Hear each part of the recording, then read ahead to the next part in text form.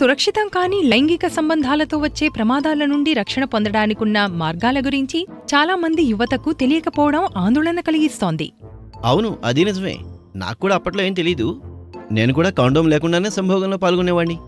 దాని మూలంగానే నాకు ఇన్ఫెక్షన్ సంక్రమించింది.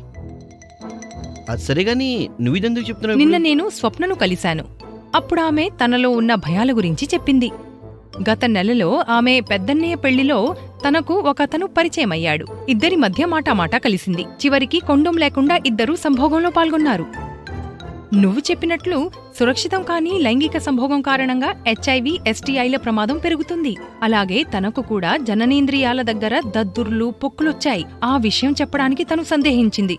నేను బలవంతం చేసేసరికి మొత్తం మీద తను అంతా చెప్పింది. ఆ తర్వాత నేను వెంటనే తనను సంపూర్ణ సురక్షా కేంద్రానికి తీసుకెళ్లాను. ఆమెకు HIV పరీక్ష చేశారు. తనకు లైంగికంగా సంక్రమించిన వ్యాధికి చికిత్సను కూడా ప్రారంభించారు. చాలా మంచి పని చేశావు. కాండోమ్ ఉపయోగించి లైంగికంగా సంక్రమించే వ్యాధులను ఎలా నివారించవచ్చో కౌన్సిలర్ వివరించి ఉంటారు కదా.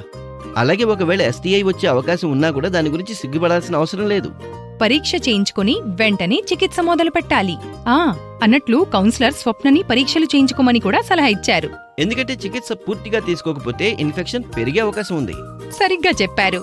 మనల్ని మనం కాపాడుకోవడంలోనే ఉంది సంపూర్ణ సురక్ష. HIV మరియు SIT సంబంధిత ఉచిత సలహాలు, సేవల కోసం సంపూర్ణ సురక్షా కేంద్రాన్ని సంప్రదించండి. లేదా మరింత సమాచారం కోసం national toll free AIDS help line number 1097కు కాల్ చేయండి. జారీ చేసిన వారు project director, Telangana state AIDS control society.